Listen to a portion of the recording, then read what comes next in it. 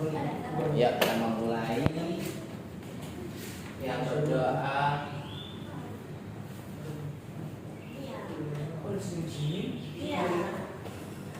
Mari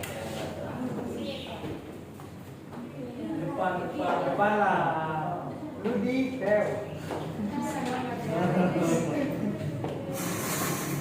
Sebelum kita mulai belajar kita, mari kita berdoa. Bapak, terima kasih buat penyertaan yang luar biasa buat kami. Sebentar kami akan memulai pelajaran kami ya Tuhan. Berilah kami telinga untuk mendengar setiap apa yang dipelajari hari ini ya Tuhan. Berkati guru kami yang mengajar kami pada hari ini Tuhan. Berikan kesabaran, mendidik dan mengajar kami. Biarlah semuanya itu sesuai dengan firman-Mu saja Tuhan.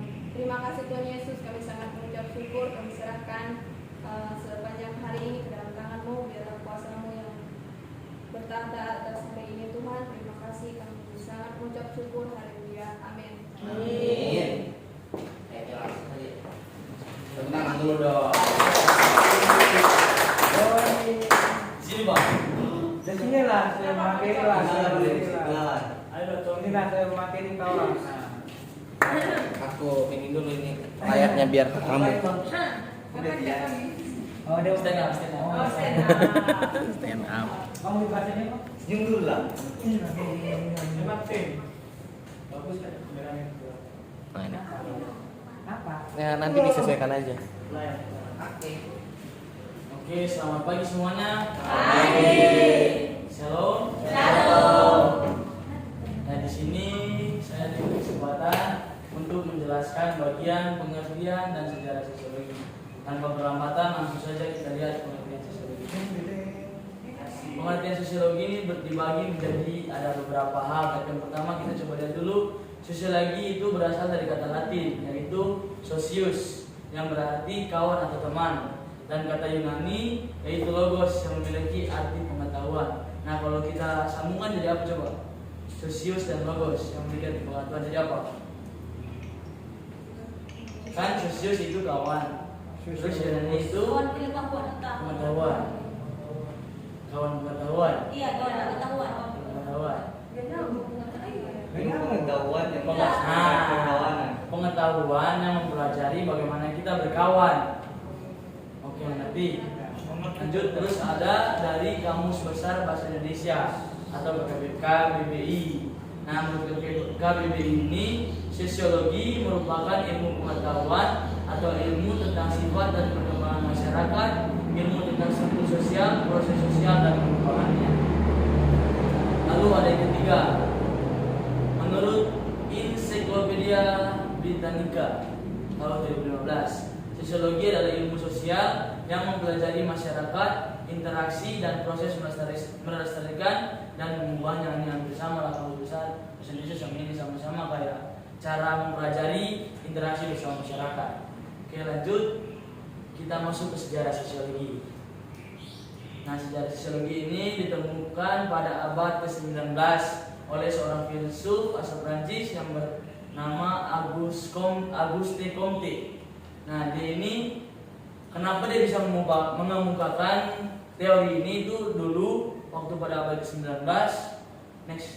Pada abad ke-19 itu ada terjadi konflik di pemerintahan. Nah, konflik itu menyebabkan peraturan baru. Nah, peraturan baru itu masyarakat tidak mengerti dan akhirnya mereka saling bertawuran. Kayak dia pernah terjadi di Indonesia lalu kayak silabus ini ini demo tentang Omnibus Law. Nah, itu pengertian pemerintah sama pengertian masyarakat itu berbeda. Nah, akhirnya para masyarakat itu berdemo kayak ini. Cuma ini lebih parah lagi. Parahnya sampai seluruh Perancis itu berperang, saling cekcok sampai ada di penjara. Nah, karena kondisi itu Auguste Comte ini menyarankan kepada penelitian tentang masyarakat agar penelitian tentang menyampaikan sesuatu ke masyarakat itu bisa lebih dimengerti oleh masyarakat. Nah, itu dia menemukan ini teori sosiologi. Teori sosiologi ini lahir sebagai ilmu yang paling mudah dalam ilmu sosial. Jadi ilmu sosial itu bukan cuma sosiologi, tapi yang paling mudah dalam ilmu sosial itu sosiologi. Nah, terus istilah sosiologi ini dipopulerkan oleh Auguste Comte dalam bukunya berjudul Cours de Philosophie Positive tahun 1830. Nah, di buku inilah dijelaskan sosiologinya tuh objeknya itu adalah manusia, masyarakat, dan keseluruhan. Nah, sosiologi ini kemudian menjadi ilmu yang berkembang di Eropa, khususnya di Jerman dan Prancis, terus berkembang dan sampai saat ini. Oke, next. Implikasi dan aplikasi sosiologi. Nah, saya membagi implikasi dan aplikasi sosiologi ini ada menjadi 3. Pertama itu pendidikan. Nah, pendidikan ini cara mengimplikasinya jika kita mengalami kesulitan dalam belajar nih, otomatis kita nggak bisa belajar sendiri, nggak bisa bertanya sendiri. Nah, untuk itu mengaplikasikannya kita membuat kelompok untuk supaya jika kita tidak mengerti, kita bisa tanya kepada teman yang mengerti. Terus ada juga di gereja. Nah, di gereja ini pasti di setiap jemaat ada jemaat yang malas, ada jemaat yang sakit. Nah, di sini kita aplikasikannya, kita membuat kelompok doa. Nah, kelompok doa ini nanti jalan ke rumah-rumah atau ke tempat jemaat itu yang mengalami kesulitan dan kita berdoa. Terus ada dari masyarakat. Nah, saya mengambil dari masyarakat ini jika ada bantuan dana dari pemerintah. Nah, seringkali kan dana dari pemerintahnya tinggal langsung dibagikan aja nih sama dari aparat desa. Nah, di sini seharusnya sebelum membagikan dulu itu kita bikin pertemuannya dihadiri masyarakat supaya dana yang nanti mau dibagikan itu masyarakat sudah tahu oh dananya buat ini, dari mana, dan untuk ini. Nah, oke, lanjut. Hubungannya dengan perjanjian lama dan perjanjian baru. Hubungan sosiologi dengan perjanjian lama itu terdapat dalam Keluaran 18 ayat 13 sampai 27. Bisa dibuka, coba lihat. Perjanjian lama terdapat dalam Keluaran 18 ayat 13 sampai 27. Sudah dibuka, nggak perlu dibaca juga sih, nanti dibacanya karena soalnya panjang. Nah, intinya di situ Musa itu dapat apa? Dapat bukan amanah sih, kayak diajarin sama mertuanya, suruh bilang kalau kamu memimpin Israel cuma sendiri itu berat. Jadi dia disuruh dia bikin kelompok 100 orang, 50 orang, dan 10 orang untuk membantu dia mengurusi Israel. Karena masih Israel kan ada yang pencuri, ada yang apa, kambing hilang. Nah, dia nggak bisa ngurusinnya dia sendiri, otomatis dia membentuk orang atau membentuk ketua-ketua kelompok yang memimpin 100 orang, 50 orang, 10 orang. Nah, 100 orang ini kayaknya yang udah masalahnya sangat berat, baru di 100 orang. Nanti kalau 100 orang nggak bisa, baru ke Musa. Begitu juga 50 orang. Nanti 50 orang ini ke 100 nggak bisa ke Musa. Oke, lanjut. Hubungan sejarah sosiologi dengan perjanjian baru. Nah, sosiologi ini juga hampir sama diterapkan sama Tuhan Yesus waktu mengajarkan di murid-muridnya menggunakan perumpamaan. Karena kenapa dia menggunakan perumpamaan? Supaya lebih dimengerti sama murid-muridnya pada zaman itu. Oke, terima kasih. Lanjut. Nah, jadi kesimpulannya adalah ilmu sosiologi adalah ilmu yang mempelajari bagaimana cara kita menyampaikan informasi yang benar agar orang yang menerima informasi tersebut mengerti dan bisa berguna bagi kehidupannya. Next. Jika ada pertanyaan, silakan. Nanti kalau ada pertanyaan bisa di-share di grup juga ya. Biar dievaluasi sama-sama. Oke, tepuk tangan dong buat Julia. Kasih dulu deh kesempatan untuk 3 orang pertama yang mau bertanya. Siapa yang bertanya? Siapa lagi? 2. Satu lagi. Ya, beda. Yang lain nanti menyusul. Pertanyaan. Nanti dikit ya. Oh ya, boleh. Sampai sekarang Tapi sokanya kayaknya. Kita sampaikan. Iya, tanya aja dulu. Tapi kamu kayaknya mau duduk atau apa nih? Lebih baik kamu duduk dulu. Kamu nggak catat pertanyaannya? Catat sih. Ya, kursinya mana ya? Ada kursi kosong nggak? ada di situ. Nah, jadi kamu nanti dia bertanya atau kamu langsung catat di otak? Catat di otak semuanya. Iya. Boleh lah gini. Ah, boleh lah. Boleh. Ini masih pertanyaan masih banyak. Semuanya. Berapa orang yang mau? Orang sih. 3 orang aja lah. Oke. Kayak dia mau di situ.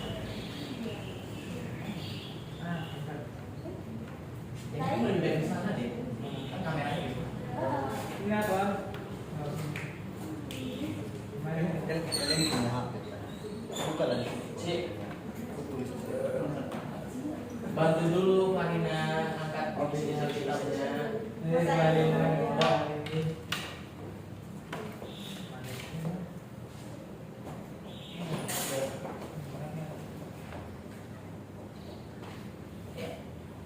Baik, pertanyaan dari saya sesuai dengan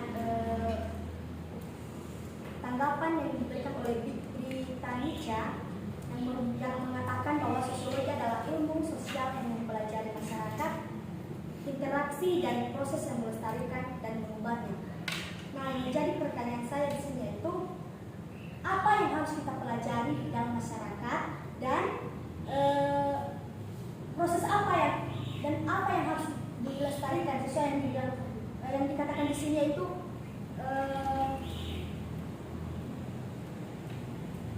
mempelajari masyarakat, interaksi dan proses yang melestarikan.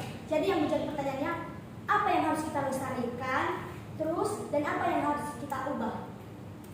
Sekian. Kasih ambil kedua.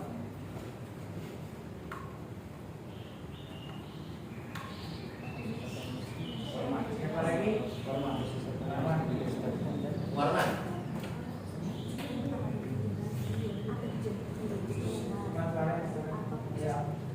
Terima kasih kesempatan yang sudah diberikan kepada saya sama-sama. Yang menjadi pertanyaannya itu mengenai tentang sosiologi juga, yaitu tolong jelaskan tentang apa saja fungsi nilai sosiologi baik itu dalam kehidupan masyarakat dan juga bagaimana struktur terus proses sosial sehingga adanya perubahan dalam satu masyarakat.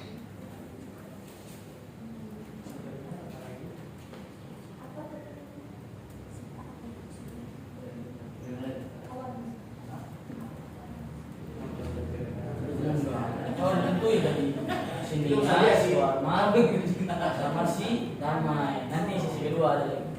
Oke. Kalau kau dibilang, coba diulang pertanyaannya mungkin bisa ya. Tapi kalau audiens ada kebingungan nggak apa-apa. Nanti yang mau jawab. Damai. Damai. Kayaknya sih mudah Tony. Dia kan di slide sejarah sosiologi di poin ketiga paling bawahnya dari sinilah lahir sosiologi sebagai ilmu yang paling mudah. Paling mudah ini paling mudah gampang atau paling mudah dalam sebelah tuanya atau banyak?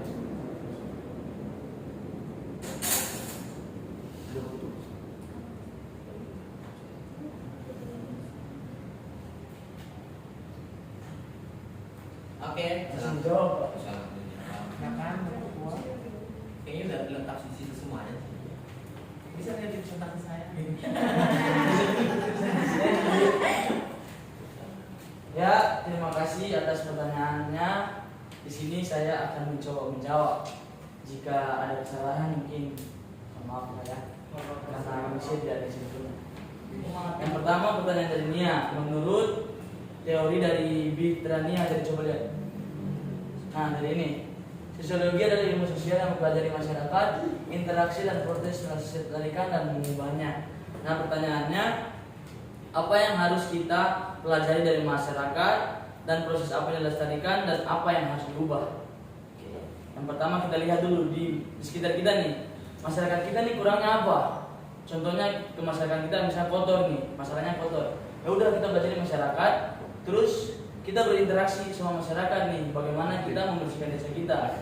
Nah, interaksi itu termasuk dalam proses. Nah, prosesnya kita kerjakan terus kerjakan udah bersih dan berubah kan dari lingkungan yang kotor menjadi bersih. Bagaimana saudaranya? Proses melestarikannya ya udah kita kayak setiap kita buat jadwal nih. Kayak minggu ini dari lingkungan pelayanan 1 untuk membersihkan lingkungan kita, terus besoknya lingkungan 2. Nah, itu salah satu proses melestarikannya supaya desa kita tetap bersih gitu, nggak kotor-kotor lagi.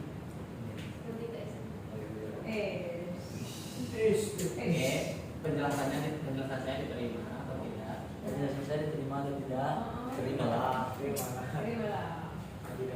Boleh nggak penjelasan yang proses melestarikan itu diulang lagi?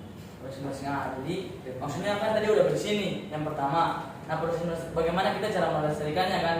Kita buat jadwal kebersihan. Kan masalahnya kan tadi lingkungan kita kotor nih. Nah kita mempelajari masyarakat. Oh bagaimana ya supaya kita bersih.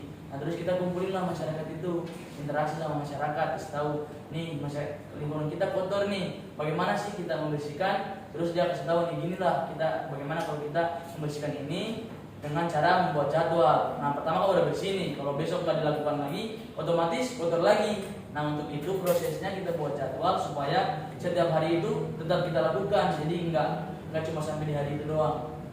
Jadi maksudnya gini kan, Mas Kratonia ini berarti melestarikan itu adalah membuat jadwal gitu. Iya, maksudnya salah satu nggak semua masalahnya harus dengan buat jadwal. Ini maksudnya dalam konteks kebersihan masyarakat. Ada konteks lain juga sih, contohnya proses melestarikannya. Kalau kita udah kasih tahu dia nih, ngerti otomatis kita kalau dia lupa kita kasih tahu lagi sebenarnya jangan lupa. Gitu. Jadi coba kakak jelaskan apa pengertian melestarikan. Melestarikan itu kayak nih kita udah punya satu binatang misalnya, kita kawinin lagi supaya jadi banyak gitu, melestarikan. Nah ini contohnya proses kebersihan, udah bersih nih, ya udah kita jaga supaya bersih. Ya, boleh. Oh iya, boleh. Jadi Tony, saya cuma membenarkan pertanyaan si Sadar ya. Setahu sih yang ditanya-tanya sini aku nggak tahu ya, kalau mungkin pemahaman kami beda ya. Maksudnya melestarikan itu bukan contoh, tapi bagaimana cara melestarikan proses interaksinya. Proses Dengan masyarakat ini. Bagaimana cara melestarikannya? Bagaimana cara melestarikannya? Nah, gimana hubungan kita itu, sosiologi kita itu, interaksi kita itu bisa dilestarikan dalam masyarakat. Oh, gitu. Jadi ya udah kita belajar lah, baca terus bagaimana cara kita bersosialisasi. Seperti ini contohnya, Kak, kalau ada konteks kayak misalnya ada sosialisasi cara menyampaikan ini, ya kita ikut lah supaya pengetahuan kita tambah banyak gitu. Proses melestarikannya sendiri itu dari diri kita sendiri, bukan dari orang lain, gitu loh. Salah juga ya. Ini kan kau yang punya materi kan? Hah? Benar salah. Apa? Kau yang punya materi. Tapi jawabannya cepat. Iya. Aku sangka bentar dulu. Ini menurutnya saudara kita sini ya, apa artinya melestarikan bukan contoh? Jadi kakak harus menjelaskan pengertian melestarikan adalah titik-titik. Saya tanya, apakah kamu tahu nggak melestarikan itu apa? Kan kakak. Maksudnya saya tanya dulu, tahu nggak? Kalau udah tahu ngapain nanya gitu loh. Di sini kita emang saudara dia nggak tahu melestarikan. Nah itu maksudnya udah tahu tapi nanya gitu. Tadi kan dijelasinnya kayak gini kan, melestarikan itu membuat jadwal. Makanya aku tanya sama kakak apa dulu pengertian melestarikan, soalnya gak sesuai menurut saya itunya. Kayak itu makanya. Maksudnya jadwal ini itu untuk melestarikan itu. Nah, paham? Jadwal ini untuk melestarikan itu supaya kebersihannya tetap terjaga. Seandainya kalau kita nggak ada jadwal nih, cuma hari itu doang, ya udah akan nanti berapa minggu ke depan kotor lagi, jadi lestari nggak? Seperti itu dari penjelasan saya itu, maksudnya itu mengerti karena kita kan udah mahasiswa, udah pasti pemikiran kita udah panjang gitu, ternyata pengertian saya nggak salah, ternyata kalian lebih maunya itu, pertanyaan kalian itu dan harus jawabnya itu. Siapa nih? Coba membenarkan aja ya. Jadi Tony kan pertanyaan sini itu bagaimana cara melestarikan. Nah nih ya, kayaknya kau kurang ngerti ya. Jadi cara melestarikan itu sebenarnya bagaimana cara kita bisa mengawetkan hubungan. Contoh baru masuk contoh seperti apa sih Tony. Contohnya kalau di asrama kita ada yang namanya kerja sama. Nah supaya hubungan sosial kita itu bagus setiap hari, kita kan bisa setiap kali bertemu di situ saling sapa. Itu yang dinamakannya melestarikan. Kalau contohnya kita nggak kerja praktis, setiap hari dikurung di kamar, kita nggak bisa tegur sapa kan? Ya udah bisa aja hubungan itu berkembang. Sekian. Jelas ya? Iya. Saya rasa ini simple sih.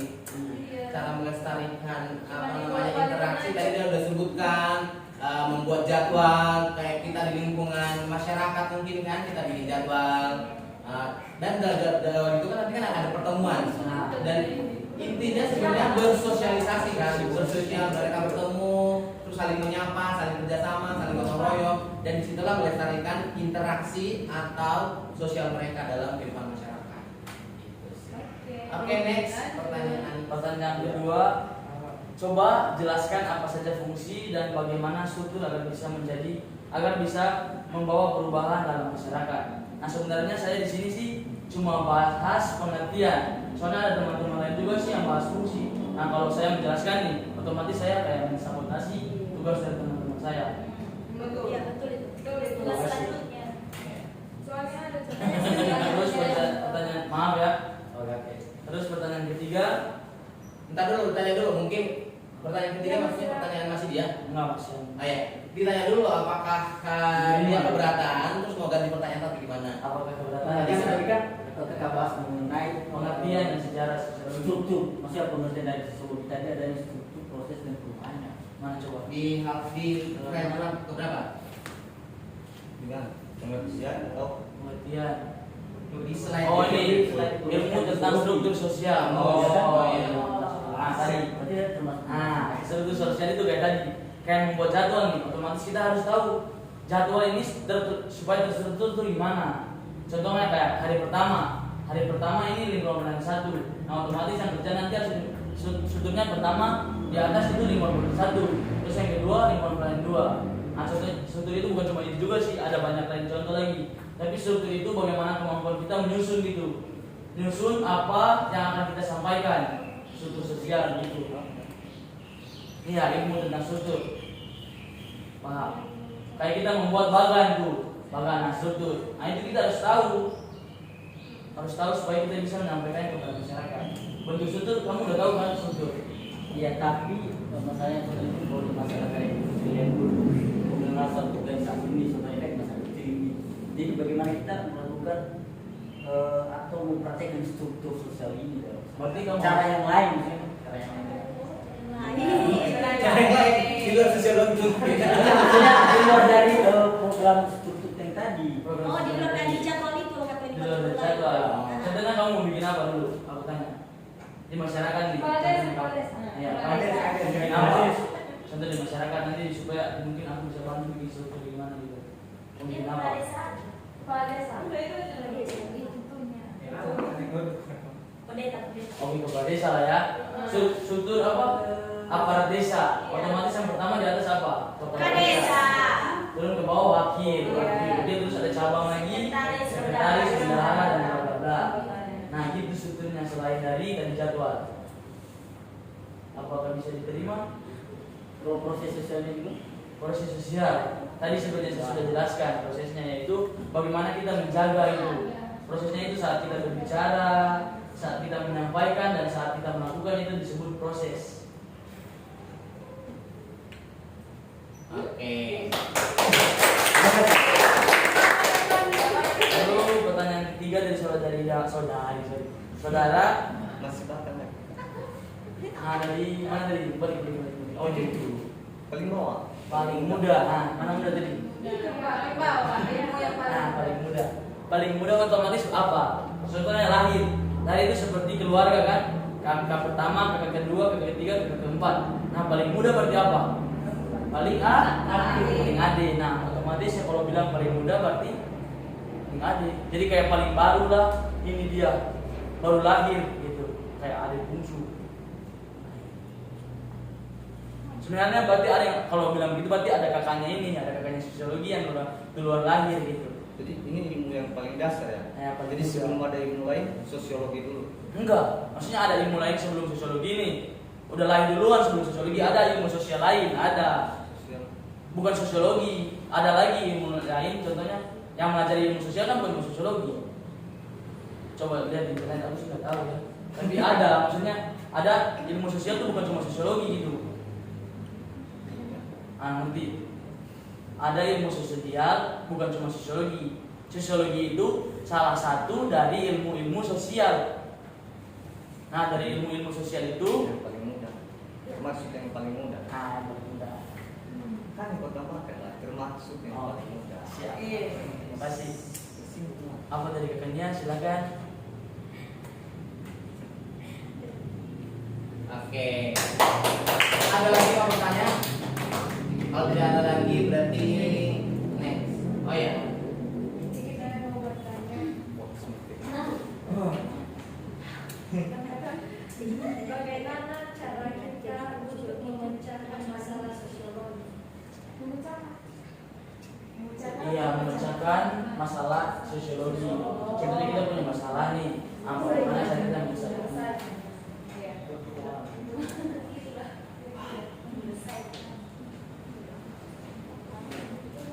Kalau mecahin kelas bisa kan? Langsung jawab ya? Atau tunggu lagi? Enggak ada lagi kan? Masih ada? Kalau tidak lagi langsung jawab aja. Oh ini. Kalau kan di situ ada indikasi dan aplikasi itu. Iya. Jadi yang tentang pengertian yang ketiga itu kan termasuk aplikasi dan aplikasi. Yang jadi implikasi apa? Implikasi itu kayak masalah nih kan. Kita kayak tadi ya contoh belajar. Berarti Kita sebenarnya kesulitan. aplikasi Nah, yang jelas itu ya udah rapi. oh ya. Implikasi kan kayak kita kesulitan dalam belajar nih. Nah, aplikasinya itu kita membuat supaya kita nggak sulit belajar. Contohnya kita ini belum belajar. Menurutku sih nggak tahu berapa itu. Ada ya langsung jawab. Sebenarnya tadi apa namanya itu juga pertanyaan saya. Aplikasi dan implikasi artinya terpisah sih sebenarnya. Terpisah, nanti kita ada Implikasinya apa? Aplikasinya Aplikasinya apa? apa? Gitu. Aplikasi kan apa yang harus kita lakukan? Implikasi apa yang kita dapatkan? Kalau aplikasi udah benar itu yang implikasi. Pokoknya saran saya harus terpisah. Oh ya. Aplikasinya apa? Implikasinya apa? Bukan aplikasi dan implikasi. Jadi ini ditulis nggak usah jawab ini. Nggak usah. Udah jawab sih. Jawab. Itu sekarang. Oke, pertanyaan berikutnya dari Wadina. Bagaimana cara menyelesaikan masalah sosiologi? Oke, ya ngerti. Oh, iya. salah satu masalah sosiologi itu seperti kita introvert. Siapa itu introvert? Introvert di sini. Tahu nggak introvert? Yo, siapa? Introvert Itu itu kan introvert sih sebenarnya. Serius. introvert itu orang yang kayak susah bersosialisasi. Nah itu masalahnya. Nah bagaimana kita menyelesaikan masalah ini? Diam biasanya. Gak bisa dari orang lain, mesti dari diri kita sendiri. Kita tahu nih kita introvert. Nah bagaimana cara menyelesaikan supaya kita nggak introvert? Ya kita apa? Berteman, berbicara supaya introvert yang dalam diri kita ini udah nggak ada lagi. Jadi cara menyelesaikannya itu salah satunya dari kesadaran diri sendiri. Kita mau nggak berubah gitu. Gimana? Introvert tahu nggak dia? Introvert tahu nggak? Nggak. Oh tahu.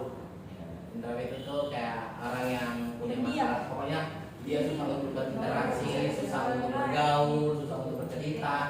Jadi kalau ada masalah dia pendam sendiri, dia menangis sendiri, ya kan? Dia tertawa sendiri. Pokoknya menanggung cerita sendiri. Gak perlu orang tahu.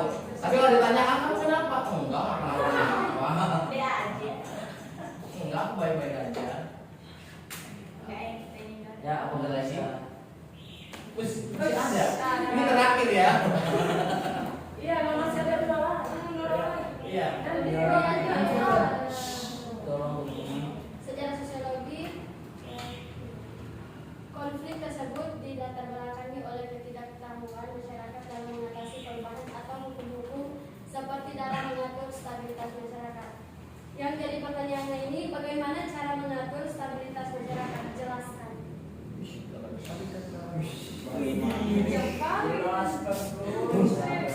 Jelaskan, kasih tahu tuh. Ada serunya nggak? Mati.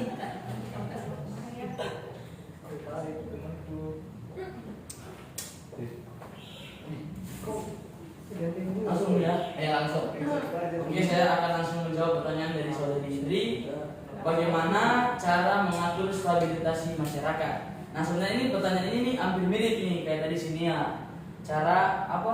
Proses tadi. Nah, cara supaya kita tetap menjaga stabilitas rakyat itu tadi kayak ada di aplikasi yang masyarakat. Contohnya ada dana nih. Dana kan kita harus langsung terbuka sama rakyat, kasih tahu ke rakyat segini dananya segini dan untuk ini. Nah, tapi kalau kita nggak kasih tahu kayak dananya 1 juta nih kasih untuk satu orang 1 juta. tapi kita sebarkan ke masyarakat, kita ke desa kasih kesempatan masyarakat itu 500.000 dan nggak dijelaskan kok kenapa bisa 500.000. Nah terus nanti ada dari desa lain yang tahu nih, kamu dapat bantuan nggak? Dapat dong, berapa? 500.000. Ih bukan 1 juta.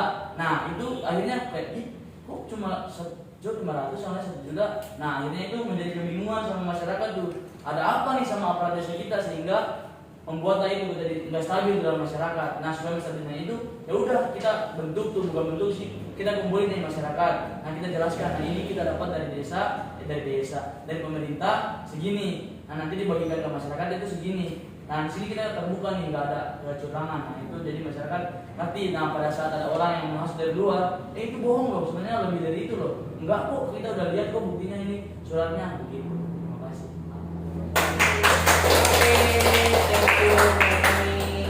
Next. Tentang lagi dong. Tadi pertanyaan tadi mohonnya sekali lagi di share di grup ya. Aku bisa catat. Terima kasih. Oke. Tadi udah masukkan ke topik tadi kan udah disampaikan aplikasi dan implikasi harusnya bisa. Terus kemarin kan dalam presentasi harus buat nama semester, mata kuliah dan dosen, kayak gitu. Jadi maksudnya supaya tahu nih, oh ini mata kuliah di semester berapa, nanti next supaya lebih rapi. Oke, dan itu juga tadi usulnya. Next saya sarankan sih nanti kan kita ada akun YouTube supaya itunya nanti presentasinya ditaruh di sana atau nanti pun tinggal presentasi mungkin berdebatnya di YouTube aja. Di komen. Oke, biar rame YouTube-nya, pinter.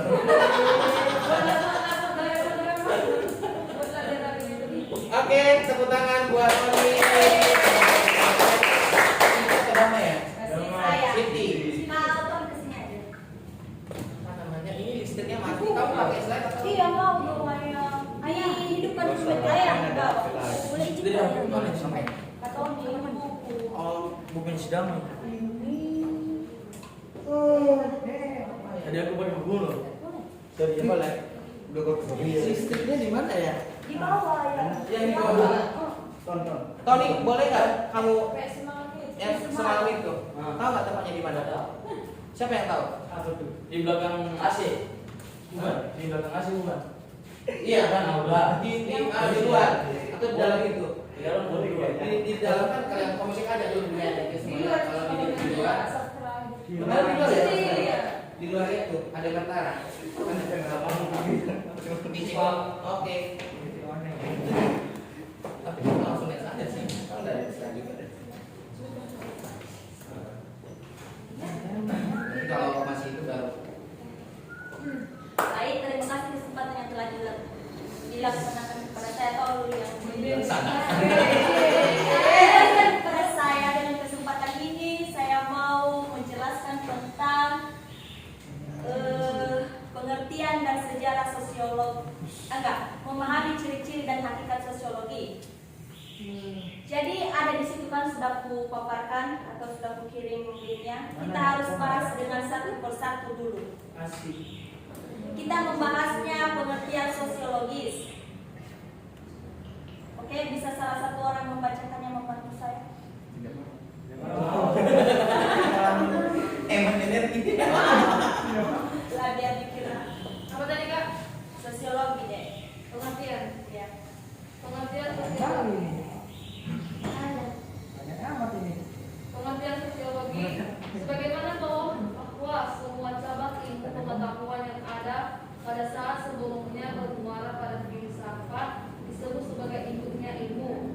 Pada saat itu persoalan-persoalan dikaji secara filsafat yang mengandung persoalan ketuhanan, politik, hukum dan ekonomi ataupun ketatanegaraan. Oke, sampai situ. Baik kawan-kawan, kita mengerti bahwa pengertian sosiologi yaitu semua cabang ilmu yang ada pada sebelumnya terus bermuara secara filsafat yang disebut sebagai induknya ilmu. Sudah dikatakan tadi bahwa Katoni menjelaskan bahwa pengertian sosiologi itu adalah ilmu. Terus ketuhanan, politik, hukum dan ekonomi, ataupun ketatanegaraan. Terus kalau menurut pribadi ketuhanan harus juga disangkut pautan tentang sosiologi di situ. Begitu pula dengan politik. Dengan zaman sekarang bahwa banyak sekali orang-orang yang berpolitik, baik dia dengan ilmu, baik dia dengan partai-partai gitu, baik dia dengan hukum ekonomi. Maksudnya hukum secara kita atur bagaimana pasal-pasal hukum tersebut kita tahu.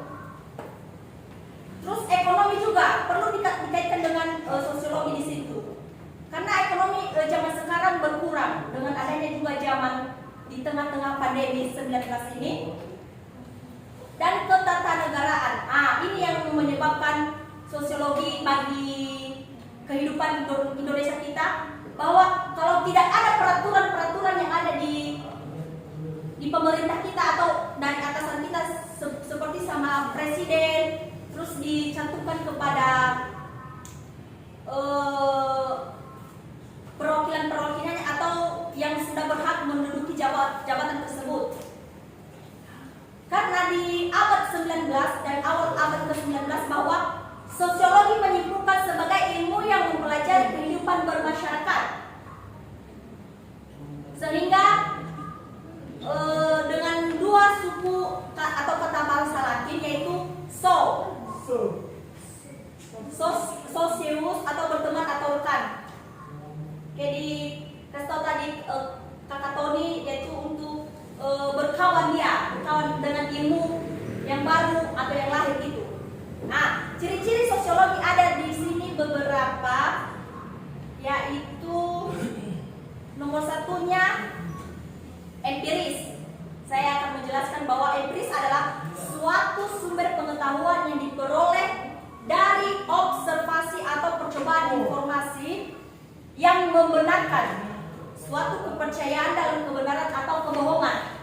Banyak sekali di sini orang-orang yang di luar sana, kalau sudah disogok, dikasih uang terus dia membenarkan yang salah. Dia membenarkan yang salah, terus yang salah dia tidak mendukung itu. Oke, dengan kedua teoritis adalah identifikasi teori-teori yang dijadikan sebagai landasan berpikir untuk melaksanakan suatu penelitian atau kata lain mendeskripsikan kerangka referensi atau teori. Maksudnya di sini materi-materi ataupun dengan dia sudah mendapatkan ilmu dari di luar sana, dia juga harus meneliti. Bukannya cuma dia cerdas terus dia tidak meneliti bahwa kemampuan yang dia pelajari di situ dia tidak bisa memaparkan kepada orang. Contohnya kita sebagai sekolah STT teologi, dengan adanya kita di sini kita sudah mengumpulkan segala materi-materi baik dia dari makalah ataupun materi-materi yang kita pelajari dari dosen. Nanti kalau kita sudah pelayanan di kampung ataupun disuruh di sini, dibuat di sini, kita tidak bisa menerapkan atau menjelaskan kepada orang lain gitu. Terus kumulatif adalah menumpuk atau lama makin besar dengan bahasa yaitu kumulayor.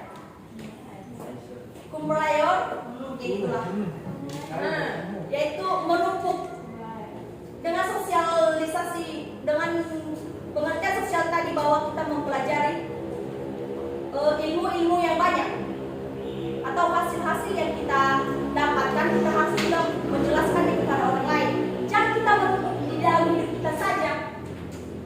Itu nanti dikatakan apa sih udah sekolah dia bahwa dia tidak bisa menjelaskan kepada orang lain, ataupun dengan keluarga kita sendiri kita tidak bisa menjelaskannya atau mengubah keluarga kita sendiri di situ. Hakikatnya juga di sini ada, yaitu sosiologi merupakan ilmu sosial. Bagian D, sosiologi adalah ilmu pengetahuan murni ataupun pengetahuan terakan. Bagian C, sosiologi termasuk ilmu pengetahuan yang kategoris. Dan bagian D ini adalah sosiologi adalah ilmu yang rasional dan terkait dengan metode yang dipergunakan. Jadi hubungannya dengan PL dan PB adalah dalam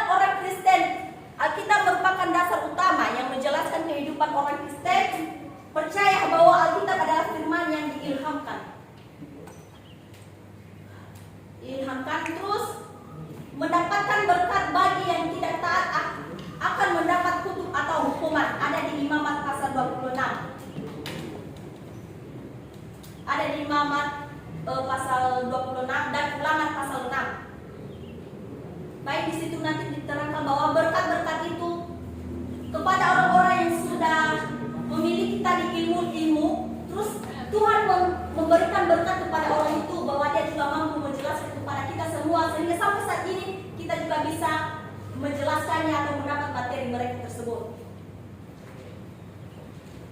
Terus di PL-nya di sini ada bukan berarti Allah salah dalam membentuk moral atau perilaku umatnya. Manusia pada saat berdosa cenderung tidak taat kepada Allah. Iya, benar sekali bahwa kita pada masa Adam dan Hawa kita dipergunakan iblis. Ya, di sini dijelaskan sama kita. Maka untuk itu, untuk mengubahnya tidak cukup dengan pengkondisian dari luar saja, tetapi harus dari dalam. Itulah sebabnya Allah dalam Kristus melalui karya. Berkaryalah Tuhan kepada kita semua, bahwa manusia yang diciptakannya tidak terlalu jatuh dalam dosa, sehingga Tuhan dengan sendirinya dia mati di kayu salib untuk menebus segala dosa-dosa kita. Oke, dikasih terus yang di bawahnya boleh dibaca sendiri karena waktunya tidak ini memungkinkan. Terus implikasinya adalah secara pribadi saya mempelajari sosiologis dan mengkaitkannya dalam kehidupan kekristenan saya. Saya menyimpulkan juga bahwa ilmu sosial mempelajari bagaimana cara manusia berperilaku baik, di antaranya berinteraksi dengan lebih baik dan Kristen dan dikaitkan dengan kehidupan sehari-hari. Terus saya mengaplikasinya di dalam diri saya juga, bahwa pedoman pelajaran dan ilmu untuk membangun wawasan saya di dalam pengertian sosiologis ini, dan saya juga mampu memahami ciri-ciri dan sejarah sosiologi. Baik, sampai di sini prestasi personal saya. Jika ada kata ataupun sikap yang salah, ya, itulah saya ucapkan terima kasih. Salam. Oke, langsung jawab pertanyaan 1, 2, 3, lanjut. Ditulis nanti ya seperti sama Kak Tony.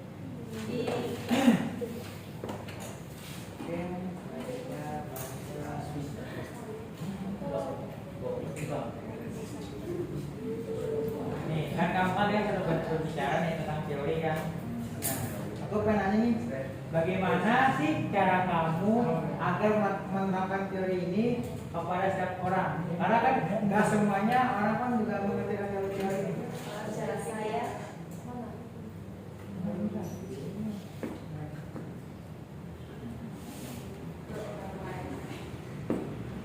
oke, lagi siapa?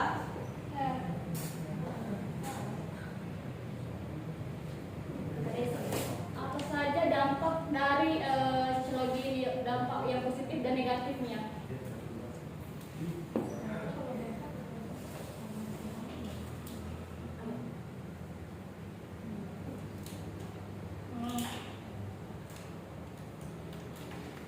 Siapa lagi? Karo. Dalam sosiologi tadi terdapat 4 ciri kan, yang saya tanyakan.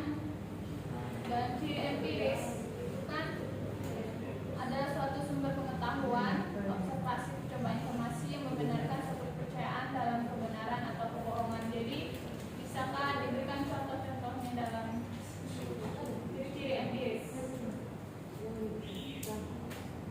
Apa ulang-ulang? Contoh-contoh dalam ciri-ciri empiris. Ciri empiris. Contoh sosiologi ciri empiris.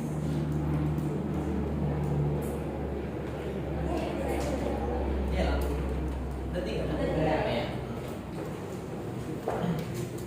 Oke, cara saya menerapkan ilmu sosiologi ini ke orang lain yaitu setelah saya mendapatkan nanti ilmu atau sudah sukses di sini, dimanapun saya nanti dikasih tempat pelayanan, maka pengalaman ataupun ilmu yang saya pelajari di sini saya juga harus membaginya kepada orang-orang lain, termasuk mengajak orang-orang, karena kan di kampung kami banyak orang-orang yang masih belum mengenal Tuhan lah. Terus saya ajak mereka nanti seperti buat TK gitu, karena kan TK ada di depan rumah saya, terus TK-nya juga ya bisa dikatakan milik bapak sendiri kan. Terus kalau masih belum nikah nih ya, kalau belum nikah saya bisa menerapkan di situ. Tapi kalau Tuhan berkehendak lain, nah apa boleh buat, saya juga buat kayak gitu nanti. Itu juga prinsip dari kehidupan saya. Selain saya memberikan berkat kepada orang tua saya, apa pergumulan saya di dalam kehidupan orang tua saya, ayah saya, untuk mengubahnya, saya juga mengambil kesimpulan kalau nggak mengajar di sekolah dasar ataupun di sekolah tinggi, saya juga harus membuat TK kecil-kecilan lah, khusus usaha sendiri gitu.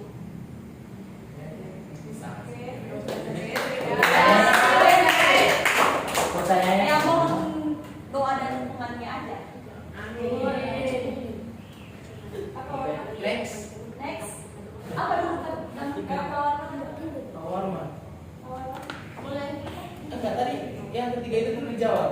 Soalnya dia ini sama. lanjut ya tuh. Oh, maunya enggak? Iya. Oh, yang mana? Mau kamu sangat mau tanya? Oh, enggak jadi. Oke, dampak positif dan negatif. Ini ya. Dampak positifnya di dalam kehidupan kita dulu harus mempelajari bahwa sosiologi itu ilmu yang kita dapat, terus pengetahuan juga. Terus dampak negatifnya, jangan ada lah dampak negatif di sini. Soalnya ini kan tentang ilmu. Jadi kalau kita buat nanti ke orang lain, dia akan tersesat jalannya. Iya, terus kan? Saya mau kamu. Bentar dulu, masih belum. Kasih dulu. Kan contohnya. Kan contohnya itu contohnya wawancaranya dong. Nah, kita baca contohnya. Oke, siapa nih? Gini Kak, aku mau Iya, ngisi. dia ngomongnya. Tadi kan saya kasih pertanyaan, apa dampak positif, dampak sosiologi sama negatifnya? Di kelas sosiologi itu nggak ada, gimana itu? Oh, kalau nggak ada sosiologi di dalam, contohnya di Indonesia kita ini, terus guru-guru kita juga di sini, apa pekerjaan mereka? Indonesia apa namanya? Iya, dia mau apa? Saya mau mengingatkan pertanyaan sendiri ya, saya jawab itu. Jadi di Kak, itu nanya apa dampak positif dan negatif dalam sosiologi. Dan ini jadi di setiap pembelajaran pasti ada sisi positif dan negatifnya. Jadi kakak jangan bilang nggak ada sisi negatifnya. Pasti ada dong. Iya. Tapi jawabannya tadi kan ada kok. Ada. Jangan cari masalah.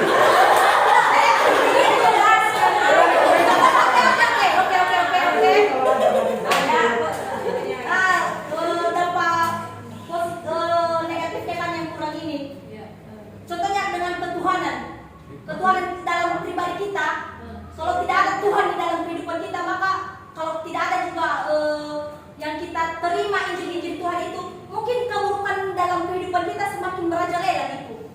Jadi bukan Tuhan. Tapi kan Terus kalau di sosiologi tidak ada kedamaian dalam sebuah perhubungan gitu. Nggak, saya mau menanggapi Frenos Princeton, Diksi Kerjansen, Cabrera y Carmen Pangaribuan. Frenos Princeton, Diksi Kerjansen, Cabrera y Apa Pangaribuan. dampak positif? Frenos Princeton, Diksi Kerjansen, Cabrera y Pangaribuan. Positif dan negatif. Kan aku udah jelasin tadi positif. Frenos Princeton, Diksi Kerjansen, Cabrera y Carmen Pangaribuan. Pertanyaan Frenos ini Princeton, Diksi tentang Kerjansen, dampak. Nah, Cabrera dampak y itu apa Pangaribuan. yang terjadi Frenos kalau Princeton, Diksi dilakukan? Kerjansen, Bukan Cabrera y dari Pangaribuan. sosiologi ini ada nih. Apa kalau dampak negatifnya? Frenos Apa Princeton, Diksi dampak Kerjansen, negatif kalau ada Cabrera y sosiologi? Carmen Contohnya Pangaribuan. apa gitu? Frenos Princeton, Nah kayak Diksi saya makan Kerjansen, nih, Cabrera makan y terlalu banyak kan? Pertama gini, apa dampak positif dan negatif untuk makan? Maksudnya makan itu bisa membuat tubuh kita menjadi kenyang. Nah dampak negatifnya itu jika kita makan berlebihan, otomatis kita akan kekenyangan dan menjadi sakit perut. Nah, jadi kalau sosiologi itu apa gitu? Ya kalau dampak positifnya di sini kita bisa juga mempelajari ataupun membuat masyarakat itu bisa menerapkan ke masyarakat untuk mengubah lingkungan ataupun mengubah diri kita sendiri, sehingga ilmu-ilmu yang kita dapat secara sosiologis itu bisa membuat diri kita menjadi lebih baik gitu. Terus dampak negatifnya, kalau menurut masyarakat kan itu membuat kerumunan, maksudnya permasalahan sedikit, ya kan? Perpecahan, contohnya ke desa yang ke satu dengan ke desa yang kedua, kalau tidak kompak maka bermusuhan lah. Oke, nah gitu. Terima kasih Bapak. Selanjutnya, dalam sosiologi terdapat contoh-contoh dalam diri empiris.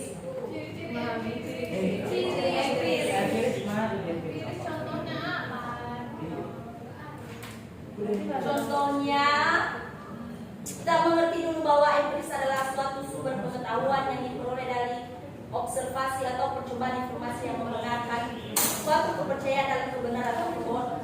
Contohnya, kalau tidak kita membenarkan, contohnya seperti ini benar, ini benarkan. Terus yang lain mengadu domba kita, jangan kamu pilih ini. Terus yang lain bilang janganlah, kita harus membenarkan yang benar, menyalahkan apa yang salah. Itu kalau di masyarakat gimana? Nanti? Coba jelaskan dulu. Empiris. Iya. Observasi nggak tahu dari observasi. Kan maksud pertanyaan kakak. Contoh dari empirisnya apa? Ciri empiris. Apa contoh? Contohnya aja. Contoh dari empiris itu apa? Contohnya kan ini. Empiris kan adalah suatu sumber pengetahuan yang diperoleh dari observasi atau pencobaan informasi yang membenarkan. Nah, otomatis contohnya ini adalah seseorang yang telah melakukan observasi dan mencoba untuk membenarkan informasi itu. Nah, contohnya apa gitu? Oh ya, contohnya apa ya itu? Contohnya observasi seperti apa? Oke. Contohnya seperti pemilihan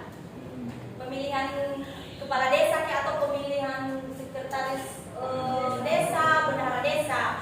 Terus bukan berarti dia udah saudara kita harus memilihnya ataupun membagi-bagi uang kepada orang lain itu.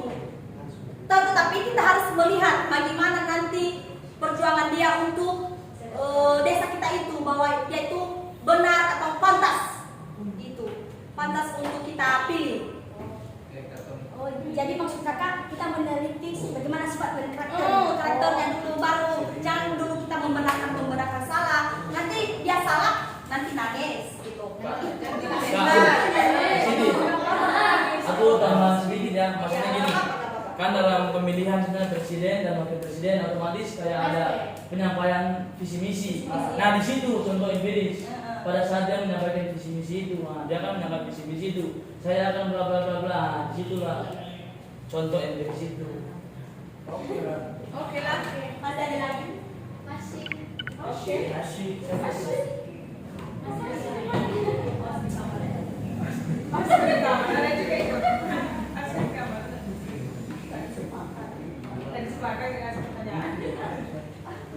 Saya kak ada pertanyaan lagi. Nanti dulu. Udah lah. Yang lain. Jangan yang sering-sering dulu ya. Ya, yang mau bertanya. Ya. Siapa lagi nih? Ada lagi mau bertanya? Ada kak. Ada Satu, kak. siapa lagi? Kalau nggak ada lagi berarti nggak apa-apa. Tuh sama Oke, yang lain aja. Iya, tinggal 2 orang lagi ya.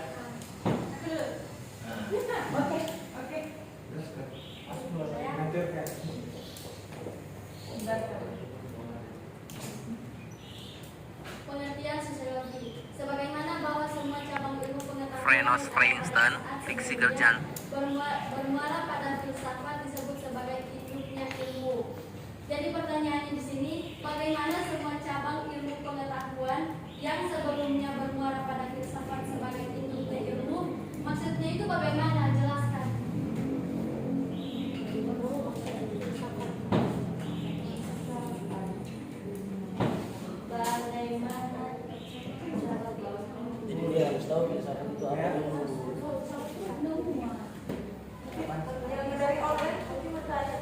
mau bertanya.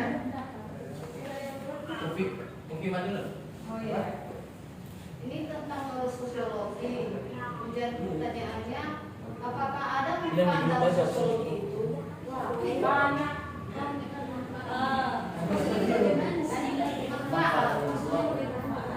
Manfaat. Mungkin udah dijawab tadi. Yang lain juga ya, ada manfaat, ada bagian yang lain gitu ya. Dampak lain. Orang lain dari dampak ya. Manfaat. Oh iya. Iya, Nanti itu itu ya. damai. Sudah berhubungan sudah. Iya, nanti sama damai dalam sebuah Berhubungan sudah. nanti aja sama namanya. Itu kan kalau belajar ini kan Ya, itu yang dijawab. harusnya kalian juga sebagai penonton nih, harus mengerti konteks dan pertanyaan. Aku dulu tadi. Bagaimana? Ya, tadi kan sudah tanya. Kamu tahu nggak apa itu?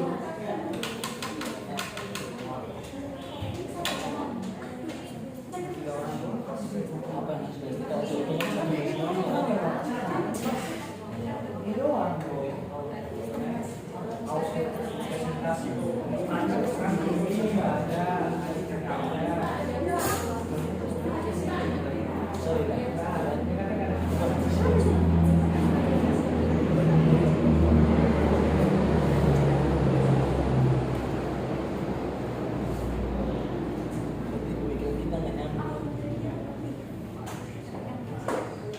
Oke, saya akan menjawab pertanyaan Kak Indri. Bagaimana semua cabang ilmu pengetahuan yang ada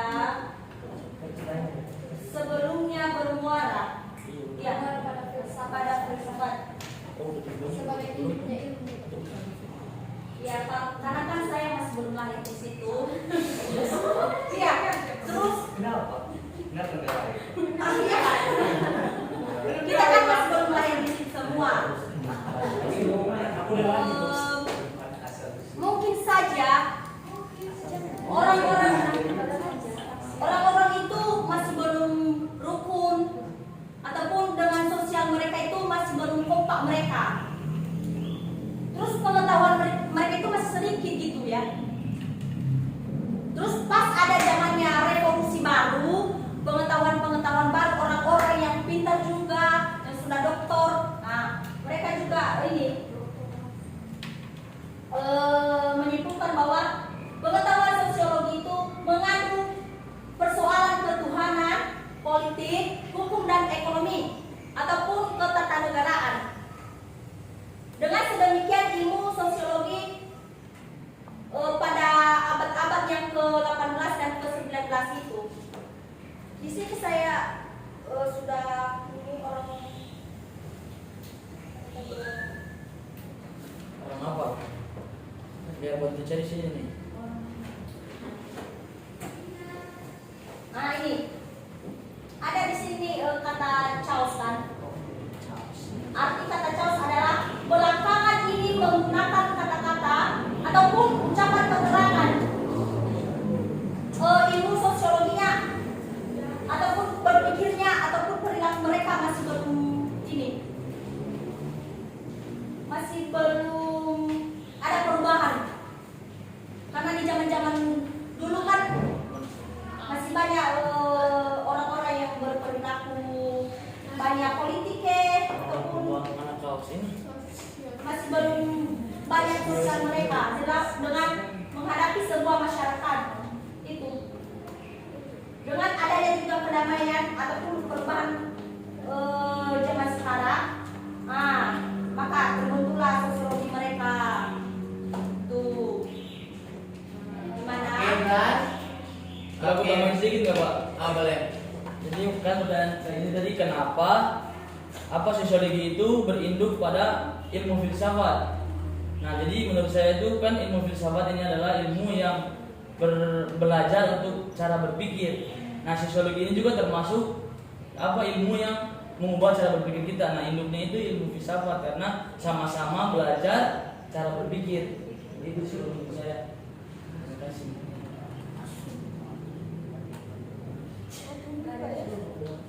Ini di presentasimu masukannya kesimpulannya nggak ada ya?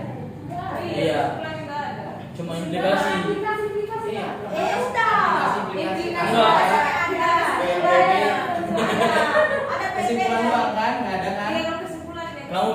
dikasih tadi kesimpulannya dikasih. Kesimpulan ada. Gini ya, kan implikasinya ada satu. Nah, Terus, maksudnya banyak. dan saya juga mengaplikasinya itu ada, dan saya mengaplikasinya di dalam diri saya sebagai pedoman pelajaran ilmu untuk membangun wawasan. Beda kesimpulan dong. Beda kesimpulan. Iya, kasih kesimpulan. Iya, kayak Kanoni, Kan ada kesimpulan. oh kesimpulannya. Ketimbulan lah. Kesimpulannya itu ya. Ya, itu bisa ditulis. Jadi ketimbulan. Oke.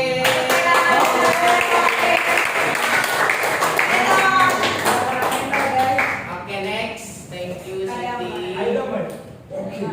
Damai. Setelah info ya nanti jam 10 siap-siap untuk vaksin. Oh, Nanti kumpul ayo kita kuliah Pak. Kuliah siapa? Ibu vaksin. Bilang aja dulu, Bu kami nggak bisa kuliah. Ini dulu. Soalnya vaksin katanya Mama. Tadi soalnya dari pagi-pagi sudah didesak-desak. Oke, langsung saja. Jam 10 nanti semuanya kumpul di lobby. Sama juga nanti ya. Bawa KTP aja. Kayaknya nggak usah dulu. Sudah saya kirim bawa ya. Enggak asli. KTP asli kayak gitu juga. Next. Sabar Pak. Ready? HP-mu mana? Tungguin saja lah. Oh, seru Di lobby ya, di aula ya. Di lobby aja nanti supaya jangan dipanggil-panggil. Katanya soalnya sampai jam 11:30 vaksin sini. Vaksin dulu pertama. Ya, yang vaksin pertama yang 14 orang. Yang kedua. Yang kedua nanti di 3 bulan. Dua. Udah.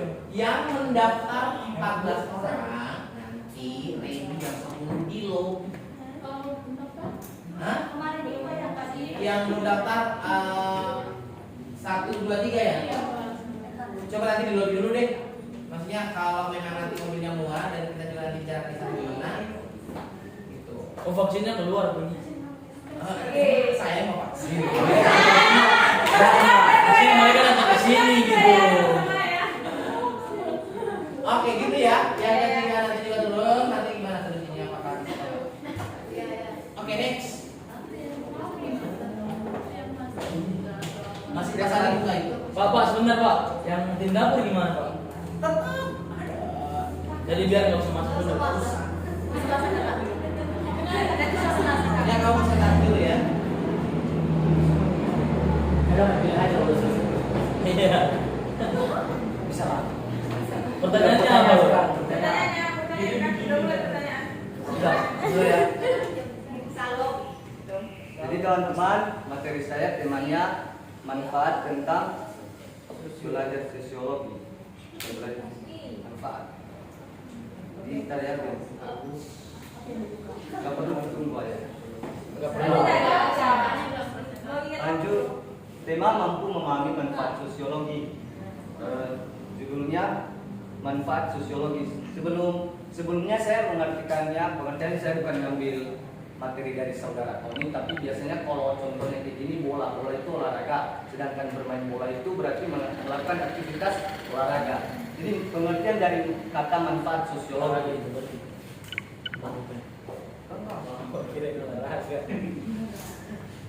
Nah, di sini dalam Kamus Besar Bahasa Indonesia manfaat diartikan sebagai guna atau faedah. Guna berarti fungsi atau kegunaan dari suatu tindakan, benda atau aktivitas. Sedangkan sosiologi adalah ilmu pengetahuan atau ilmu tentang sifat dan perkembangan masyarakat, ilmu tentang struktur sosial, proses sosial dan perubahannya. Itu saya saling dari pengertian saudara Tony. Jadi kesimpulannya, manfaat sosiologi atau pengertiannya manfaat yang memungkinkan manusia untuk menyesuaikan diri dengan lingkungannya, manfaat yang bisa memberikan kita penjelasan, manfaat yang bisa memberikan kita pengetahuan bagaimana cara kita berinteraksi dengan sesama. Jadi struktur sosial, proses sosial dan perkembangannya. Struktur tadi sudah dijelaskan oleh saudara Tony, proses serta perkembangannya ya. Jadi lanjut. manfaat sosiologi. Manfaat sosiologi saya kasih dua pemahaman, manfaat sosiologi secara umum dan manfaat sosiologi secara menurut para ahli. Jadi manfaatnya yaitu penelitian sosial secara ilmiah. Kita tahu kata penelitian berarti itu suatu pencariannya secara ilmiah. Jadi kita dengan belajar manfaat sosiologi, kita bisa meneliti apa sih dalam kegiatan sosial itu, apa sih dalam sebuah wilayah sosial, fenomena sosialnya itu apa saja, apa aktivitas, apa yang budaya mereka, bagaimana cara interaksi mereka, bagaimana sifat-sifat interaksi mereka. Lanjut, mengetahui sifat sosial manusia. Di sini kita bisa tahu jika kita sudah belajar sosiologi, kita bisa membedakan bagaimana sifat orang setiap berinteraksi. Ada orang yang berinteraksi dengan sifat humoris, sifat galak-galak, sifat dingin, ataupun ya ada psikopat, ya kan tidak. Jadi dengan kita sudah belajar itu, kita tahu bagaimana cara mengatasi interaksi dari masing-masing sifat manusia, sifat sosial manusia. Jadi kita bisa membawakan diri kita ke dalam interaksi mereka, tapi bukan berarti kita meniru dampak negatif dari interaksi mereka. Ketiga, meningkatkan tindakan sosial.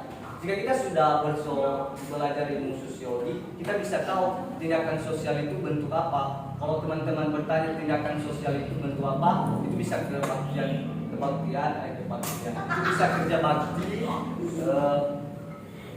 bisa seperti ya kebaktian juga bisa, karena kebaktian kita bisa bersosialisasi sama orang. Ya, dan tertawa. Memahami makna masyarakat sosial. Jadi masyarakat sosial itu artinya masyarakat yang saling berinteraksi. Jadi memahami makna masyarakat sosial berarti kita bisa tahu apa sih masyarakat yang bisa berinteraksi itu. Bagaimana sih masyarakat yang saling hubungan interaksinya itu, dampak dari hubungan interaksinya itu bagaimana. Jadi kita bisa memahami bagaimana kita dalam suatu kelompok itu bisa disebut masyarakat sosial. Lanjut, kelima, memecahkan masalah sosial. Dengan kita bisa belajar ilmu sosiologi, kita bisa menyelesaikan masalah sosial kita, baik diri sendiri maupun orang lain. Contohnya kita berbicara, gimana cara bergaul, gimana cara berinteraksi dengan teman. Jadi keenam, sosiologi mengajarkan manusia untuk bersikap objektif, kritis, dan tidak memihak. Objektif berarti dia tertentu, dia enggak gimana ya, kayak daun pisang jadi angin ke barat, dia ke barat juga. Kritis berarti dia bisa membedakan, sedangkan tidak memihak, ya seperti yang saya katakan tadi, objektif, dia adil. Ketujuh, menarik perhatian pada nilai intrinsik martabat manusia. Nah, di sini berlaku yang namanya struktur sosial. Bagaimana cara kita hubungan intrinsik itu berarti ini dalam. Jadi bagaimana cara kita bisa bergaul dengan yang lebih tua dengan kita, bergaul dengan yang kakak tingkat, bergaul dengan sesama seperti kita. Jadi kita bisa membedakan martabat, derajat, atau kalau dia dalam sejarah ras. Tahu kan yang disebut ras, perbedaan. Lanjut, memperbarui situasi terkini dengan belajar sosiologi. Yang dari tadinya kita masuk ke dalam masyarakat itu, sebelum kita masuk telah terjadi contohnya keadaan sosial yang tidak baik. Mereka hidup masyarakat itu tidak ada yang namanya sosial, tidak ada interaksi yang baik. Jadi dengan kita belajar sosial, kita bisa menjadi pembawa berkat di antara mereka. Kita bisa menyatukan mereka, kita bisa memberi mereka pemahaman apa sih dampaknya dari sosial itu. Bagaimana kita bisa merangkul mereka untuk bisa saling berinteraksi. Lanjut, penyelesaian masalah interaksi sosial. Ya seperti itu, hampir mirip dengan 8 ya. Kita bisa menyelesaikan baik itu dalam diri kita sendiri maupun orang lain. Lanjut, menurut para ahli ada 4 sudut pandang sosiologi menentang pemahaman-pemahaman yang lazim, mapan mengenai diri kita sendiri dan pihak lain. Dengan berpikir sosiologis, kita mengetahui bahwa gagasan-gagasan yang selama ini kita terima sebagai kebenaran boleh jadi belum tentu benar. Kadang kita menilai orang cuma ekspresi. Kita lihat ekspresinya murung, kita bilang itu galak. Padahal sebelum kita berinteraksi dengannya, setelah kita berinteraksi, gagasan sosiologi kita beda lagi. Ternyata dia cuma bukan ini, tapi dia bisa bersahabat, dia friendly. Nah, Lanjut kedua, sudut pandang sosiologis memampukan kita untuk menilai peluang-peluang dan hambatan-hambatan yang ada dalam hidup kita. Itu hampir sama dengan pengertian 8 dan 9. Sehingga jika kita sudah belajar sosiologi, kita dimampukan untuk menilai peluang-peluang bagaimana peluang-peluang dalam kehidupan sosial.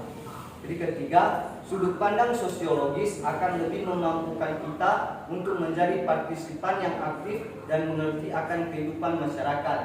Orang yang sudah mampu bersosial, orang yang sudah percaya diri dengan bagaimana cara berinteraksi, orang yang sudah punya pengalaman atau pengetahuan, dia bakal bisa berperan aktif baik dalam masyarakat, baik dalam kebudayaan ataupun dalam bentuk apapun seperti kita. Jika saudara contohnya yang pendiam kemarin Karol ya. Jadi Karol setelah sudah belajar sosiologi, contohnya dia sudah belajar tentang sosiologis nih. Jadi kalau dia udah belajar, dia bisa lebih aktif lagi berteman dengan kita.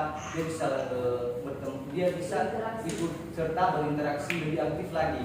Keempat, sudut pandang sosiologis membantu kita untuk menghargai perbedaan umat manusia dan menyiapkan kita dalam menghadapi tantangan-tantangan hidup dalam dunia yang plural. Sudut pandang sosiologis memampukan kita untuk berpikir secara kritis mengenai kekuatan, kelemahan berbagai cara hidup masyarakat, termasuk cara hidup kita sendiri. Nah, di sini teman-teman, dengan saya sudah mengatakan itu adalah ras. Yang namanya ras, perbedaan bagaimana kita cara berinteraksi dengan contohnya yang namanya dosen, yang namanya staf, yang namanya dengan kakak tingkat ataupun sesama yang dengan kita. Namun di situ juga kita bisa tahu bagaimana sih kita bisa berinteraksi dengan mereka, apa sih kelemahan dari contohnya kita cara interaksi cowok dan cewek itu kan beda kan. Jadi kalau cowok interaksi dengan cewek, dia bisa tahu kelemahan dari cewek itu saat berinteraksi itu apa. Nanti kalau teman-teman tidak begitu paham bisa bertanya, saya bisa menjelaskannya lebih nanti. Jadi sumber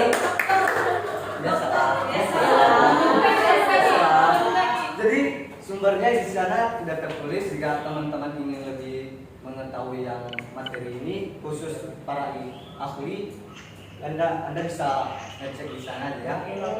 Nah, itulah kenapa saya katakan tadi saya bisa menjelaskan lebih. Anda bisa baca sendiri. Jadi bukan Anda yang menjelaskan, Bapak.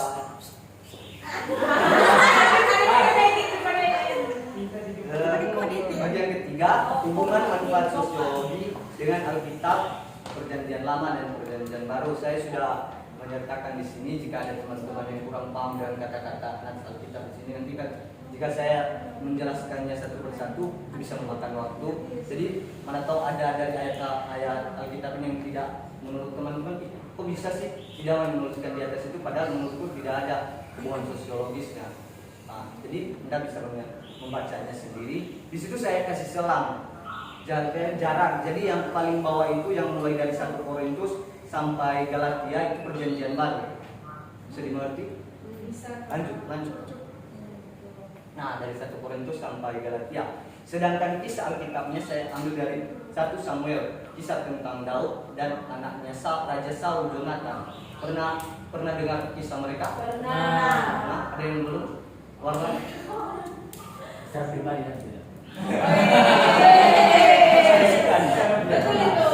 Jadi karena saya begitu baik saya jelaskan aja. Kisah tentang Daud dan Jonathan. Daud ini sebelum menjadi raja dia diburu oleh Saul karena Saul tahu jika Daud itu makin lebih dikenal oleh masyarakatnya, si Saul tidak diri. Jadi dia ingin membunuh si Daud agar dia nanti tidak digantikan jadi raja oleh Daud.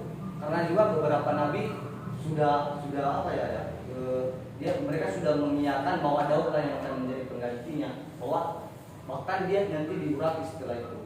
Nah, Jonathan di sini yang merupakan anaknya, dia rela dia sih kalau di secara logika dia seperti mengkhianati ayahnya.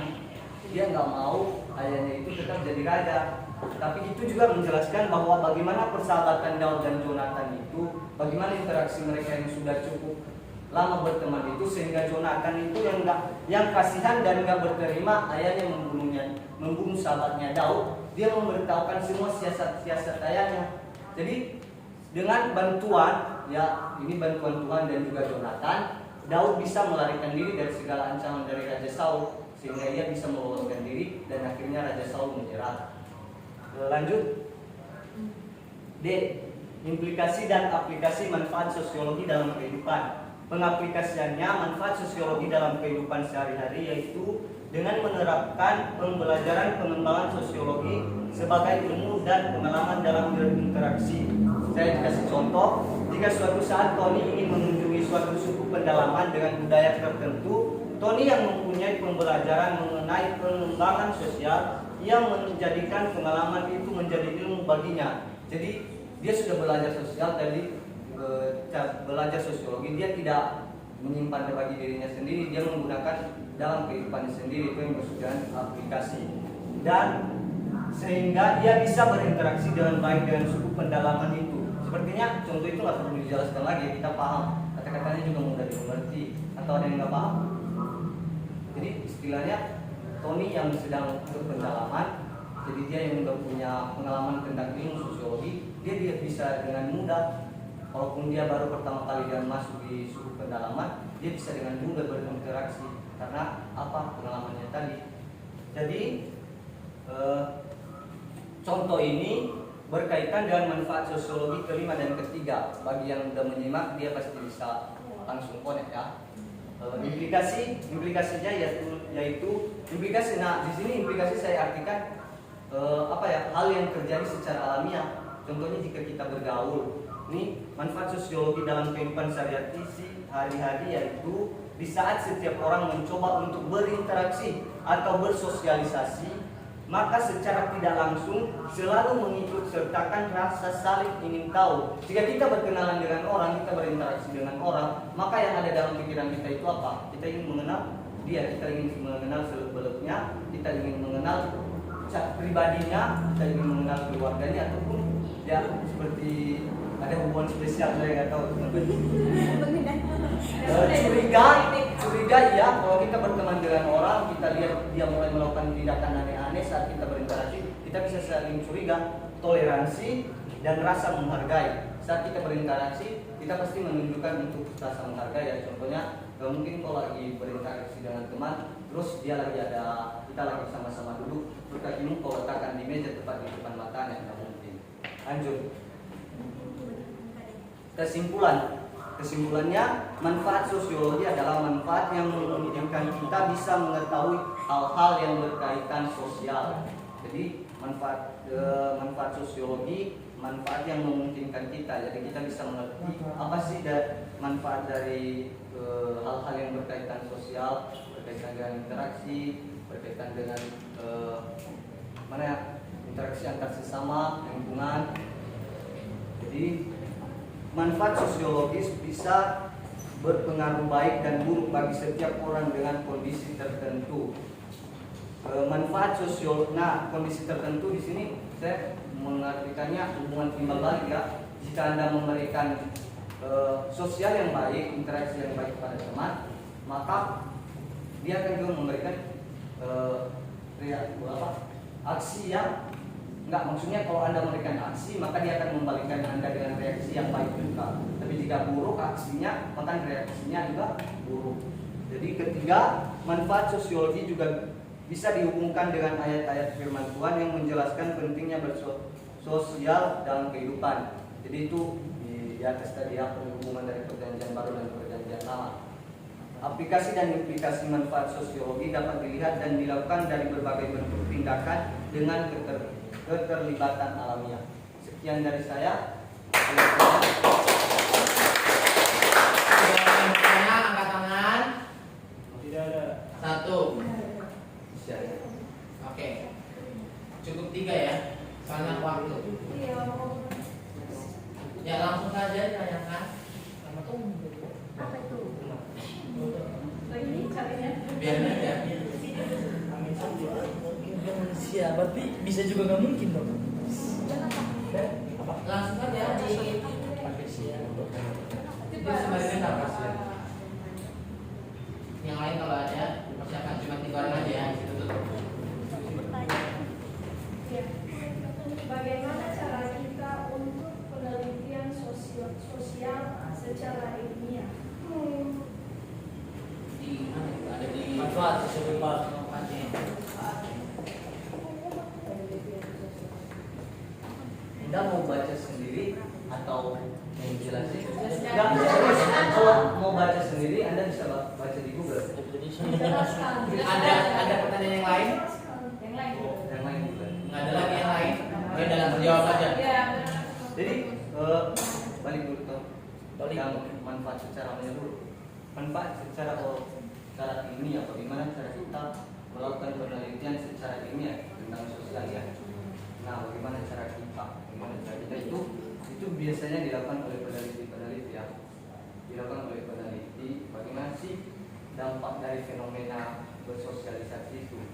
Yang dicari di situ Farina, yang dilakukan oleh peneliti, tujuan dari penelitian ilmiah itu sendiri yaitu mereka bisa tahu apa sih fenomena sosial yang terjadi di lingkungan masyarakat, bagaimana sih cara mereka interaksi itu, bagaimana hubungan timbal balik setelah berinteraksi, apa manfaatnya apa sih sesungguhnya dari inti dari bersosial itu, apa sih intinya sebenarnya itu interaksi ya. Jadi setelah melakukan penelitian ilmiah kita bisa meneliti akan hal itu. Ya. Tambahan sedikit Kak, yang maksudnya ditanyakan itu bagaimana cara kita meneliti Indonesia secara ilmiah. Tadi yang Anda jelaskan itu kayak menjelaskan ulang tadi manfaat. Nah, saya udah bilang tadi dilakukan oleh sebenarnya enggak semua peneliti, kita ini juga bisa meneliti. Bentar, kan kita mahasiswa. Bukan peneliti. Bentar, kan kita mahasiswa. Nah, saat kita sekarang ada enggak kok lagi di asrama langsung meneliti?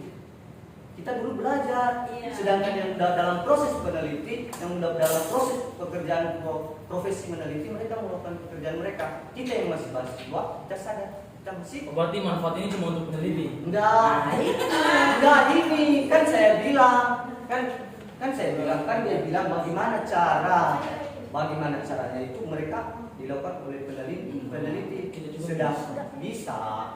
Kan tapi kita itu dalam konteks tertentu Tony beda. Kalau kita melakukan penelitian bukan secara ilmiah Tony, bentar, kita melakukan penelitian itu nanti bukan secara ilmiah. Saya kasih coba ini contohnya, kalau ini mahasiswa ya, terus kau melakukan penelitian, kan kau bilang tadi bisa, penelitian gimana? Yang pertama kita cari Anda sumber. kasih tahu bagaimana penelitian secara peneliti melalui konteks ilmiah. Pertama, yang kita butuhkan itu sumber itu adalah seperti narasumber. Nah, kita cari orang yang kita mau teliti. Contohnya si Desti. Nah, kita mau cari Desti ini kesehariannya apa? Ilmiah itu bukan termasuk tentang konteks IPA, biologi, tentang apa, tapi bagaimana cara kita meneliti itu secara detail. Itu ilmiah. Bukan berkonteks tentang zat ini campur zat ini, bukan. Bagaimana kita lebih mendetail tentang si Desti ini. Itu jadi yang pertama yang kita butuhkan adalah sumber. Lalu yang kedua, kita membuat pertanyaan, membuat masalah, bukan membuat masalah, maksudnya membuat rumusan masalah. Apa sih yang bisa kita ambil dari dia nih, masalahnya apa, lalu kita bisa menyelesaikan itu. Nah, itu termasuk penelitian. Itu enggak seharusnya dilakukan oleh peneliti sih. Itu kita masing-masing juga bisa meneliti. Kita bisa meneliti juga, itu menurut saya. Terima kasih. Oke, ya langsung dijawab aja. Tadi kan dia bertanya apa penelitian itu secara ilmiah. Jadi sebenarnya yang dijelaskan dia itu maksudnya kalau tadi masih ngambang kan. Sekarang tadi belum meluruskan. Kita memang bukan meneliti, tapi di sini pertanyaannya adalah bagaimana cara kita meneliti sosial secara ilmiah. Caranya kayak gitu sih, bukan kita yang meneliti. Jadi caranya tahap-tahapannya yang pertama seperti yang disampaikan tadi, caranya adalah kita punya objek dulu nih. Siapa yang kita teliti? Masyarakat, sekolah, apa segala macam, siapa yang kita teliti? Kampus atau pribadi yang kita teliti.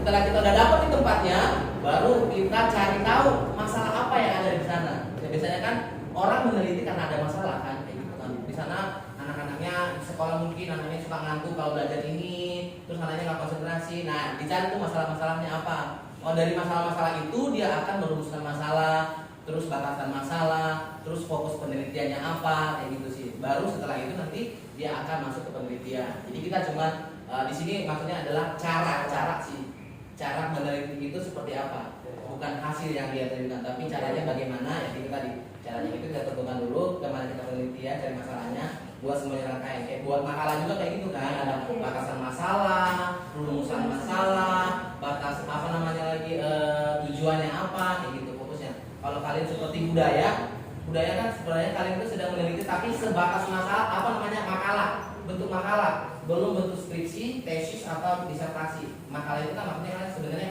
meneliti, mencari tahu apa sih sebenarnya yang ada di Pulau Nias kayak gitu kan. Itu sih melakukan penelitian secara tertulis apa namanya, tidak secara langsung kalian ke sana, tapi kalian akan searching di internet gitu. Oke, itu aja. Ada lagi pertanyaan? Kalau tidak lagi aman nih. Bagus nantinya berarti.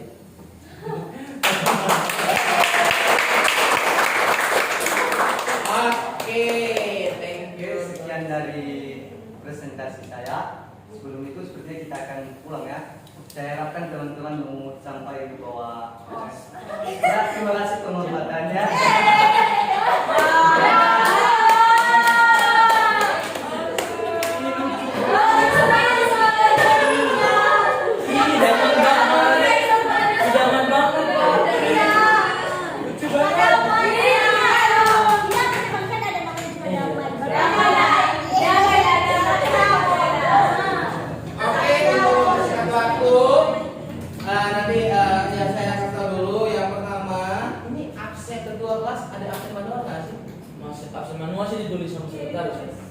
Ditulis. Oke, terus next kalau kita saya mau tapi nanti saya nggak akan tahu ya. Setelah kita pertemuan mungkin ada kuis seputar sosiologi, mungkin dari presentasi atau hasil yang sudah dijelaskan. Jadi nanti dipelajari ya. Jadi dibaca lagi, terus jangan lupa mengirimkan atau nanti kalian aku di itu setelah diupload mungkin kalian bisa langsung nanti di komentar kalian hasil presentasi kalian itu. Oke, di sini aja. Kirim itu aja dalam YouTube. Nah gitu ya. Terus itu aja sih. Terus jangan lupa sih tentang ini yang belum masuk classroom siapa nih? Ini kenapa belum masuk classroom?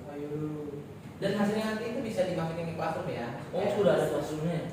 Udah dong. Mungkin apa yang belum masuk? Nanti lihat di grup, nanti tugas-tugasnya namanya dimasukin di Google Classroom. Oke, itu aja. Ada pertanyaan? Kalau tidak ada pertanyaan, tepuk tangan dong buat untuk minggu depan yang presentasi itu ada 2 orang ya, Cornelia dan Rusman kalau nggak salah. Cornelia dan Rusman, tapi yang lainnya pun segera bersiap-siap sih. Takutnya mereka tidak siap supaya yang lainnya bisa siap. Oke, itu aja. Kita berdoa dan setelah ini nanti yang mau vaksin segera siap-siap dulu. Oke. Ya, berdoa sampai lagi. Teman-teman semua, sebelum kita mengakhiri pembelajaran kita hari ini, mari kita satu dalam doa dan kita berdoa. Segala ucapan syukur dan pengajaran dan kemuliaan Tuhan karena atas kebenaran yang tidak pernah dosa Pancasila Bangsa. Tuhan di mana pada pagi hari ini kami telah mengikuti pembelajaran sosiologi kami dan materi-materi yang telah diberikan selain bukan saja kami mendengar, tapi kami bisa mengaplikasikan di dalam kehidupan kami. Tuhan, aktivitas kami selanjutnya kami bertaruhkan hanya dalam nama kalian. Terima kasih setiap salah dan dosa kami Tuhan dan di dalam nama kami sudah berdoa. Amin. Amin. Ini besok-besok kayaknya siapa nih minta bantu? Nia ya. Maksudnya dipastikan kalau ada yang kurang. Aku tunjukin dulu muka aku di sini.